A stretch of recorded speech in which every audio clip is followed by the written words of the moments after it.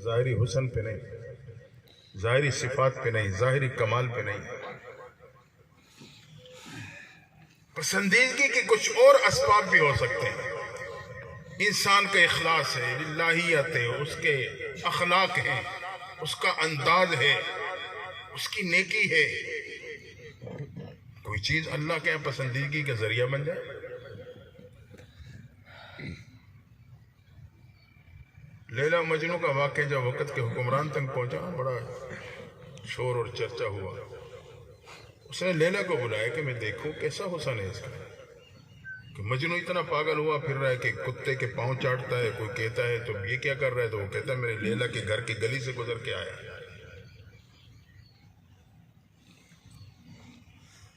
جب لیلا کو بلایا تو دیکھا اس کو کوئی ظاہر خاص حسن نہیں تھا۔ تو حکمران نے کہا لیلا تیرے میں کیا حسن ہے، مجنو پاگل ہو یا پھر رہا ہے؟ اس نے بڑا عجیب جواب دیا۔ اس نے کہا تو مجھے مجنو کی نگاہوں سے دیکھ، پھر میں پوچھوں گی میرے میں کیا حسن ہے۔ مجنو کی نگاہوں سے تو دیکھو، اس لیے کہتے ہیں اگر آج ہر خاوند اپنی بیوی کو مجنو کی نگاہوں سے دیکھے گا تو اس کی نظر کہیں اور جائے گی نہیں۔ تو ظاہری صفات نہیں ہوں گی، ظاہری حسن نہیں ہوگا، کسی کے ہاں قبولیت پا جائے گا۔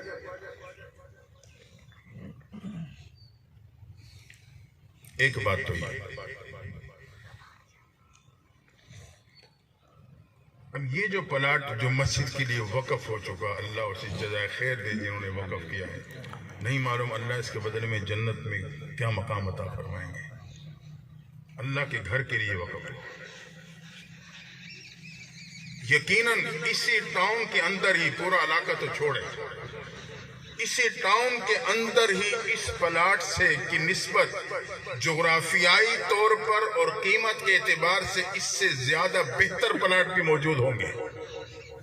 کارنر کا پلاٹ ہوگا اور اس میں ایسی صفات ہوں گی جس کی وجہ سے اس کی قیمت بھی زیادہ ہوگی، لیکن میرے رب کو اپنے گھر کے لیے اگر کوئی پلاٹ پسند آئے تو وہ یہی پسند آ گیا۔ یہ میرے رب کا انتخاب ہے۔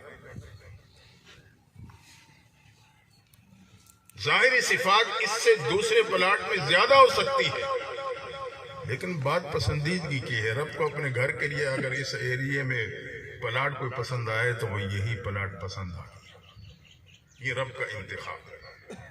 اب ظاہر اس کی تعمیر و ترقی کے لیے بھی وہی مال لگے گا جو رب کو پسند آ جائے گا۔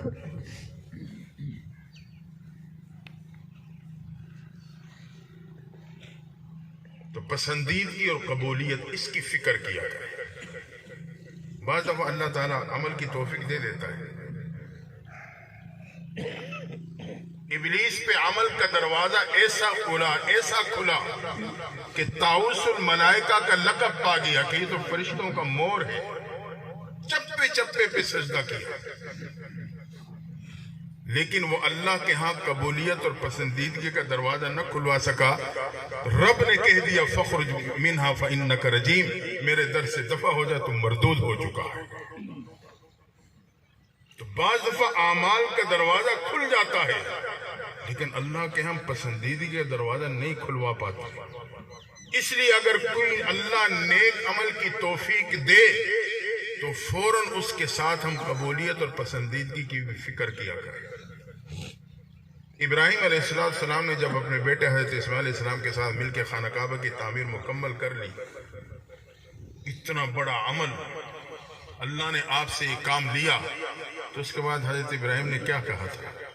ربنا تقبل منا انک انت السمیع العلیم، اللہ یہ کام تو میں نے کر دیا لیکن تو اب اسے پسند بھی کر لینا۔ ربنا تقبل منا، اللہ اسے قبول بھی کر لینا۔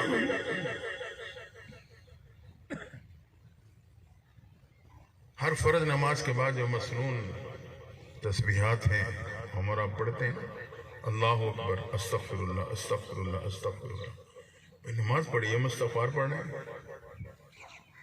مطلب یہ کہ اللہ میں انسان ہوں، کمزور ہوں، میں نے یہ نیک عمل ادا کیا ہے، اس میں ہزاروں کمزوریاں ہوں گی، لیکن اس ہزاروں کمزوریوں کے باوجود تو اسے پسند فرما دے، اس لیے ہم استغفار پڑھتے ہیں۔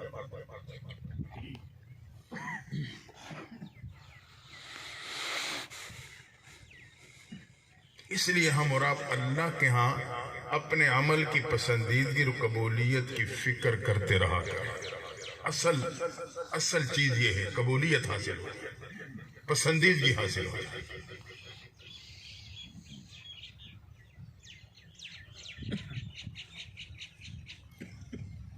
ایک شخص کے بارے میں آتا ہے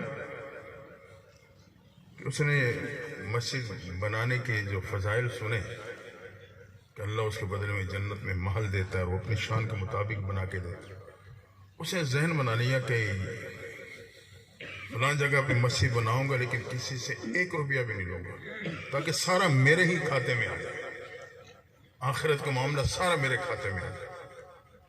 کہ اللہ کی شان اس نے بنا دی، صاحب حیثیت ہو گئے۔ رات کو خواب دیکھتا ہے کہ جنت میں اس کا محل ہے، لیکن اسی کے ساتھ ایک دوسرا محل بھی اسی طرح عالی شان قسم کا خوبصورت محل تعمیر ہے۔ یا اللہ، یہ کس کا؟ مجھے تم سمجھ آتی ہے کہ میں نے اللہ کی رضا کے لیے، خوشنودی کے لیے مسجد بنائی اپنی طاقت سے بڑھ کے، لیکن بالکل اسی طرح کا محل اس کے ساتھ کھڑا۔ اس کا مطلب یہ ہے کہ کسی اور کو بھی اس میں سے حصہ ملا ہے۔ کہتا وہ فکر مند ہوا، اس نے معلومات لینا شروع کر دی۔ بھائی میں نے تو کسی سے کچھ نہیں لیا، تو اس میں کس نے حصہ شامل کیا ہوگا؟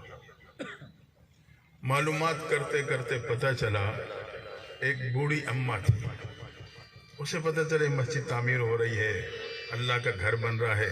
اب اس کی جتنی طاقت تھی، اس نے اپنی طاقت کے مطابق کچھ ریت پڑی تھی، وہ اپنی ریت اٹھائے اور مسجد کی جو ریت تھی اس میں شامل کر دی۔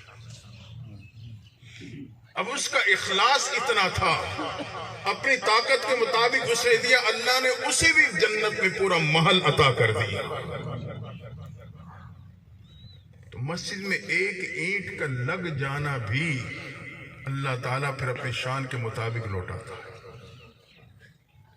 اس لیے اب ہم اور آپ نے، علاقے والوں نے مل کے اس کی تعمیر کی بھی فکر کی۔ اللہ قاری صاحب کو جزائے خیر دے، تو کوشش کر رہے ہیں، قرآن کا نظم بھی چل رہا ہے۔ کہتے ہیں قرآن اپنا راستہ خود بناتا ہے، کہیں راستہ نہ ہو پانی چھوڑ دیں، وہ اپنا راستہ خود ہی بنا لے گا، نکل جائے گا۔ قرآن بھی اپنا راستہ خود بنا لیتا ہے۔ اگر ہم اور آپ شامل ہوں گے تو ہماری آخرت کا معاملہ بھی بن جائے گا۔ بہرحال وقت بھی مختصر ہے، بس اتنی ہی بات آپ کے سامنے رکھنی تھی کہ یہ رب کا انتخاب ہے۔ دعا ہے اللہ تعالیٰ اسے بآسانی، بغیر کسی رکاوٹ کے پائے تکمیل تک پہنچا دے، اور اللہ تعالیٰ ہم سب کو اس کا ذریعہ بنائے۔ اللہ اس مسجد کو ہر اعتبار سے آباد فرما دے، اور اس موقع پہ ہم سب کی حاضری کو اللہ تعالیٰ قبول اور پسند فرما لے۔